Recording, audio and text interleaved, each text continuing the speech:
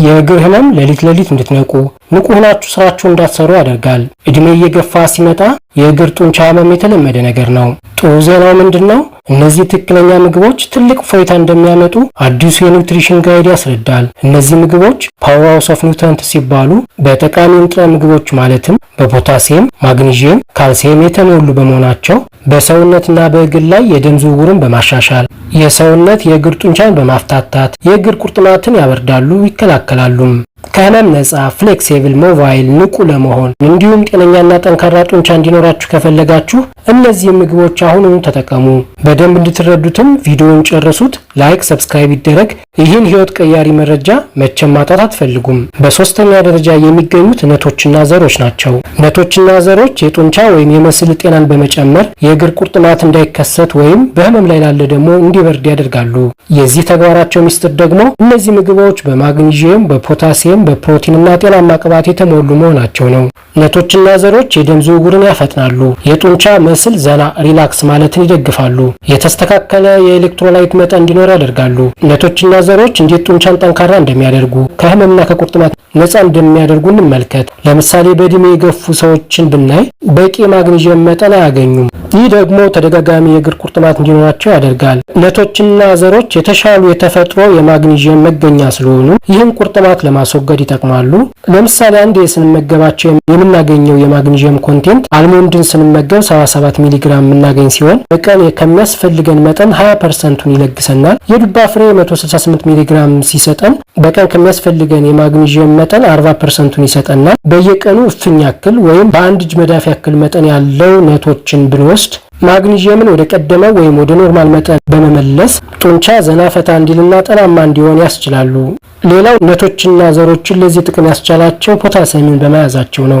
ለምሳሌ አልሞንድን አንድ ጊዜ ብንመገብ 200 ሚሊግራም ኦፍ ፖታሲየም፣ ካሾነትን ብንመገብ 160 ሚሊግራም ኦፍ ፖታሲየም እናገኛለን። ሌላው ቁልፍ ነገር ደግሞ እንደ ማግኒዥየምና ፖታሲየም ያሉ ኤሌክትሮላይቶች በላበት መልክ ስለሚወጡ ስለምናጣቸው እጥረት ይኖራል። ይህን እጥረት መተካት ደግሞ ጡንቻዎች እንዲያገግሙ፣ ቁርጥማት እንዲወገዱ ያስችላል። ነቶችና ዘሮች ኤሌክትሮላይቶች እንዴት ይተካሉ ስንል ነቶችና ዘሮች ከፍተኛ ማግኒዥየም፣ ፖታሲየም ስለያዙ ጡንቻ እንዲያገግም ይረዳሉ። ጤናማ ቅባት በመያዛቸው የጡንቻ ብግነትን ያስወግዳሉ። ነቶችና ዘሮች ፕሮቲን ስለሚለግሱን ጡንቻ ራሱ እንዲጠግን ሪፔር እንዲያደርግ ያስችላሉ። በእድሜ የገፉ ሰዎች ከእንቅስቃሴ በኋላ ቁርጥማት ሲያጋጥማቸው በአንድ እጅ መዳፍ የሞላ ነትን ወይም ዘሮችን ከሌሎች ምግቦች ጋር አብሮ በመውሰድ ያጧቸው ሚኔራሎች በመተካት ከእግር ጡንቻ ቁርጥማት ይገላግላቸዋል። በነቶችና ዘሮች የሚገኙት ጤናማ ቅባቶች የደም ዝውውርን ይጨምራሉ። ጡንቻ በትክክል ስራውን እንዲሰራ የሚያስችለውን በቂ ኦክሲጅንና ኒውትረንት እንዲያገኝ ያስችላሉ። በዋልነትና በተልባ የሚገኘው ኦሜጋ 3 ፋቲ አሲድ የጡንቻ ብግነትን ይቀንሳል። በአልሞንድና ካሻዋስ የሚገኘው ሞኖአንሳቹሬትድ ቅባት የደም ዝውውርን ይጨምራል፣ ቁርጥማትን፣ ህመምን ይቀንሳል። ደካማ የሆነ የደም ዝውውር መኖር የእግር ቁርጥማትና ህመም ያመጣል። በተለይ ደግሞ ምሽት ሰዓት ላይ በተለይ በእድሜ የገፉ ሰዎች አዘውትረው እነዚህ ምግቦችን መመገብ የደም ዝውውርን ይጨምራል፣ ህመምና ቁርጥማትን ይቀንሳል። ብግነትን በማስወገድ የቁርጥማት፣ የድካም፣ የመልፈስፈስ እና የስትራፖ ምልክቶችን ይቀንሳሉ። ነቶችና ዘሮች ጸረ ኦክሲደንትና ጸረ ብግነት ኮምፓውንዶችን በመያዛቸው የጡንቻን ኦክሲዳቲቭ ጭንቀት ይቀንሳሉ። ብግነትንም በመቀነስ ለፈጣን የጡንቻ ማገገም ይረዳሉ። ስር የሰደደ የጡንቻ ህመምና የመገጣጠሚያ ብግነት ለሚያስቸግራቸው ተልባ፣ ዋልነትና አልሞንድን ከምግባቸው ማካተት ተፈጥሯዊ የሆነ የጸረ ብግነት ጥቅም ያጎናጽፋቸዋል። ይህ ሁሉ ጥቅም ለማግኘት የተፈቀደ መጠን አለ። ይህ መጠን ደግሞ አንድ ወንስ ወይም በአንድ እጅ መዳፍ የሞላ ነትን በየቀኑ መጠቀም ያስፈልጋል። ለምሳሌ አልሞንድ ከሆነ 20 ፍሬ አልሞንድ መጠቀም፣ ዘሮች ከሆኑ ደግሞ 2 የሾርባ ማንኪያ መጠን ያላቸውን ዘሮች በየቀኑ መውሰድ ያስፈልጋል። ነቶችና ዘሮችን ስንጠቀም በውስጣቸው ባሉ የተለያዩ ዝርያዎች ስብጥር የተሞላ ቢሆን ይመረጣል። ለምሳሌ በነት ውስጥ ከፍተኛ ማግኒዥየም ያለውን አልሞንድ፣ ማግኒዥየምና ሀልዚፋትን ያለውን አሸዋስ፣ ኦሜጋ 3 ፋቲ አሲድ ያለውን ዋልነት፣ እንዲሁም ከዘሮች ደግሞ ማግኒዥየም ያለውን የዱባ ፍሬ፣ ተልባ፣ ቻሲድ የመሳሰሉ ነገሮችን አሰባጥረን ብንጠቀም ይመረጣል። ነቶችና ዘሮችን በየትኛው ጊዜ ብንወስዳቸው የተመረጠ ነው የሚለውን ስናይ ነቶችና ዘሮችን በምግብ ሰዓት ከምግብ ጋር አብረን ብንወስዳቸው ኒውትረንቶች በቀላሉ እንዲመጠጡ የኤሌክትሮላይት ምጥጥን ወይም ባላንስ እንዲኖር ያስችላል።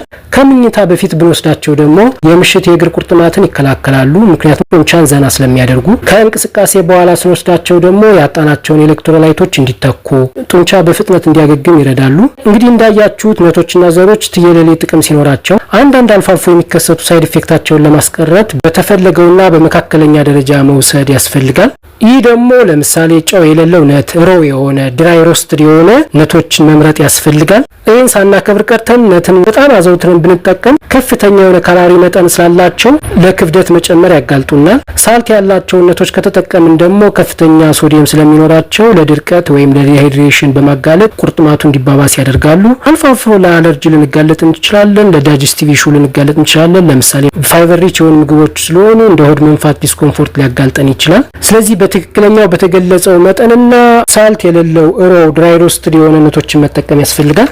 ሌላው የምግብ አይነት ሙዝ ነው።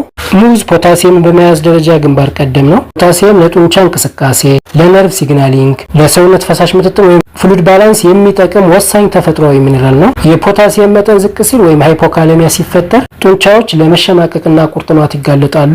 አንድ መካከለኛ መጠን ያለው ሙዝ 420 ሚሊግራም ፖታሲየምን ይዟል። በቀን ከሚያስፈልጉን የፖታሲየም መጠን 12% ይለግሰናል። ሙዝ የተስተካከለ የፖታሲየም መጠን እንዲኖረን በማድረግ የሰውነት እንቅስቃሴ መስል ኮንትራክሽን ይቆጣጠራል። የጡንቻ መሳሳብና መኮማተር ስፓዝምን ይከላከላል። ጡንቻ በትክክል ስራው እንዲሰራ ጥሩ የሆነ የነርቭ መስተጋብር ወይም ስሙዝ ነርቭ ኮሚኒኬሽን እንዲኖር ይረዳሉ። የሰውነት ፈሳሽ መጠን ሚዛኑ እንዲጠብቅ ያደርጋሉ። ከድርቀት ወይም ዲሃይድሬሽን ጋር የተያያዘ ቁርጥማትን ያስወግዳሉ። የፖታሲየም መጠን ዝቅ ቢል ምን ይፈጠራል? ፖታሲየም በነርቮችና በጡንቻዎች መካከል የኤሌክትሪካል ሲግናል ለማስተላለፍ ይጠቅማል። የፖታሲየም መጠን ዝቅ ሲል ጡንቻዎች ኤግዛይቴብል ስለሚሆኑ አሁንም ቁርጥማት ይፈጥራሉ። የነርቭ ሲግናል ይዛባል። በመዛባቱም ከቁጥጥር ውጭ የሆነ እንቅስቃሴ ወይም ኢንቮለንተሪ መስል ኮንትራክሽን ያጋልጣል። ህዋሶች የሰውነት ፈሳሽ ማመጣጠን ይሳናቸዋል። የጡንቻ መግረርም ይፈጠራል። የሰዎች የምግብ ፍላጎት መቀነስ ባለመመገብ ምክንያት፣ በመድኃኒቶች፣ በከፍተኛ ላበትና በዲሃይድሬሽን ወይም ድርቀት ምክንያት የፖታሲየም እጥረት ሊያጋጥማቸው ይችላል። በተለይ በእድሜ የገፉ ሰዎች ሙዝን አዘውትሮ በመመገብ የተስተካከለ የጡንቻ ተግባር እንዲኖር ማድረግ ይቻላል። ሌላው የሙዝ ተአምር በጣም ወሳኝ የሆነ ሚኔራልን ማግኒዥየምን መያዙ ነው። ማግኒዥየም ለጡንቻ ዘናፈታ ማለት ለነርቭ ተግባር ይጠቅማል። የጡንቻ ኤግዛይቲቢሊቲ ይቀንሳል። ድንገተኛ ቁርጥማትን ያስወግዳል። የኤቲፒ መመረትን ይደግፋል። ለጡንቻ እንቅስቃሴ ኃይል ወይም ኢነርጂ ይለግሳል።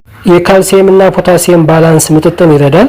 ለተስተካከለ የጡንቻ ተግባር ይጠቅማል። አንድ ሙዝ 32 ግራም ኦፍ ማግኒዥየም ይሰጣል። የጡንቻ መግረርን፣ ስፓዝም፣ ቁርጥማትን መከላከል የሚያስችለውን ማለት ነው። ሌሊት የሚከሰተው የእግር ህመም ከኤሌክትሮላይት ኢምባላንስ ማግኒዥየም ፖታሲየም፣ ደካማ የደም ዝውውር መኖር፣ ድርቀት ወይም ዲሃይድሬሽን መኖር ጋር የተያያዘ ነው። ሙዝ እነዚህ ኒውትሪንቶችን በመያዙ አንድ ወይም ሁለት ሙዝ ከምኝታ 1 ሰዓት ቀደም ብለን ብንመገብ ጡንቻዎችን ዘና ያደርጋል፣ ቁርጥማትን ይቀንሳል፣ የኤሌክትሮላይት ባላንስን ሚዛንን ይጠብቃል፣ የምሽት የጡንቻ መግረርን ይከላከላል፣ የጡንቻ ውጥረትን በመቀነስ ጥራት ያለው እንቅልፍ እንዲኖረው ያስችላል። ሙዝ ቫይታሚን ቢ6ን በመያዙ ለነርቭ ተግባርና ጤና፣ ለጡንቻ ማገገም ይረዳል። ቫይታሚን ቢ6 ኒውሮትራንስሚተርን ይቆጣጠራል። ኒውሮትራንስሚተሮች ደግሞ የጡንቻ እንቅስቃሴን ይቆጣጠራሉ፣ ብግነትን ይቀንሳል። ከእንቅስቃሴ በኋላ ጡንቻዎች በፍጥነት እንዲያገግሙ ይረዳል። ቀይ የደም ሕዋሳት መመረትን በማፍጠን ጡንቻ በቂ ኦክሲጅን መጠን እንዲያገኝ ያስችላል። አንድ ሙዝ 0.4 ሚሊግራም ቫይታሚን ቢ6 ይለግሰናል። ይህ ማለት በቀን ከሚያስፈልገን ቫይታሚን ቢ6 መጠን 30% ያህል ይለግሰናል። የቫይታሚን ቢ6 መጠን መቀነስ የነርቭ ስራ መቋረጥን ያመጣል። ይህ መቋረጥ ደግሞ የጡንቻ ቁርጥማትን፣ የእግር ቁርጥማትን፣ የጡንቻ ስፓዝም እንዲፈጠር ያደርጋል። ሙዝ የተፈጥሮ ቫይታሚን ቢ6 መገኛ ስለሆነ ከነርቭ ጋር የተገናኘ የጡንቻ ችግር፣ ቁርጥማት ያስወግዳል። ሙዝ የሶዲየም መጠንን ለማመጣጠን የሚጠቅም ሲሆን ለመስል ኮንትራክሽንና ሪላክሴሽን ይጠቅማል። ሙዝን ስንመገብ ብዙ ውሃ በመጠጣት ቢደገፍ ይመረጣል። ውሃ ደግሞ ዲሃይድሬሽን በማስወገድ ሰውነታችን በቂ ፈሳሽ እንዲኖረው ያስችላል። በቀን ወደ 6 ግላስ ውሃ ወይም ደግሞ የኮኮናት ውሃ መጠጣት ያስፈልጋል። ይህ በሰውነታችን ውስጥ በቂ የተመጣጠነ ፈሳሽና ኤሌክትሮላይት እንዲኖር ያስችላል። የተመጣጠነ ፍሉድና ኤሌክትሮላይት መኖር ደግሞ ከዲሃይድሬሽን ጋር የተያያዘ የጡንቻ ቁርጥማትን ያስቀራል። ለጡንቻ ጤናና ጥንካሬ የእግር ቁርጥማትን ለማስወገድ በቀን 1 ሙዝ መመገብ ያስፈልጋል። ቁርጥማቱ በተደጋጋሚ የሚከሰት ከሆነ ደግሞ እስከ 2 ሙዝ ድረስ መመገብ ያስፈልጋል። ሙዝ የተፈጥሮ ስኳር ስላለው የስኳር በሽታ ተጠቂ የሆኑ ሰዎች በመካከለኛ መጠን መውሰድ ይኖርባቸዋል። እንዲሁም በቃጫ ከተሞሉ ምግቦች ጋር እንደ ነትና ሙሉ እህል ጋር አብሮ መውሰድ ለስኳር ምጥጥናቸው ይረዳቸዋል። ሌላውና በአንደኛ ደረጃ ላይ የሚገኘው ምግብ እንቁላል ይሆናል። እንቁላል የእግር ቁርጥማት፣ የጡንቻ ችግር የሚቀርፉ ብዙ ኒውትሪንቶችን በውስጡ መያዙ ይታወቃል። ለዚህ ዓላማ እንዲውል በተለይ ለአዋቂዎች እንዴት አድርገን ብንጠቀመው ይሻላል የሚለውን እናያለን። የጡንቻ ድካም ለጡንቻ ቁርጥማት መከሰት ሁነኛ መንስኤ ነው። ፕሮቲን ደግሞ ለጡንቻ መጠገን ሪፔር ሜንቴናንስ ይረዳል። አዋቂዎች ብዙ ጊዜ ከእድሜ ጋር የተያያዘ መስል ሎስ ወይም ሳርኮፒኒያ የሚባል ችግር ያጋጥማቸዋል። ይህ ደግሞ ለጡንቻ ቁርጥማት፣ ህመም፣ ድካም ያጋልጣል። እንግዲህ ሚስጥሩ ምንድነው? እንቁላል የተሟላ የፕሮቲን መገኛ ነው። ይህ ማለት በእንቁላል 9 ወሳኝ አሚኖ አሲዶችን ማግኘት እንችላለን። አንድ ከፍ ያለ እንቁላልን መመገብ 6 ግራም መጠን ያለው ከፍተኛ ጥራት ያለው ፕሮቲን ይሰጠናል። ይህ ደግሞ የጡንቻ ህዋሳትን መልሶ ለመገንባት ይረዳል። የጡንቻዎች መድከምን ያስወግዳል። የጡንቻ እንቅስቃሴ ብቃት ይጨምራል። ተደጋጋሚ ቁርጥማት መፈጠርን ይቀንሳል። እንቁላልን ከምግባችን ማካተት ለጡንቻ ጥንካሬ፣ ብርታት፣ የጡንቻ ህመምን ይቀንሳል።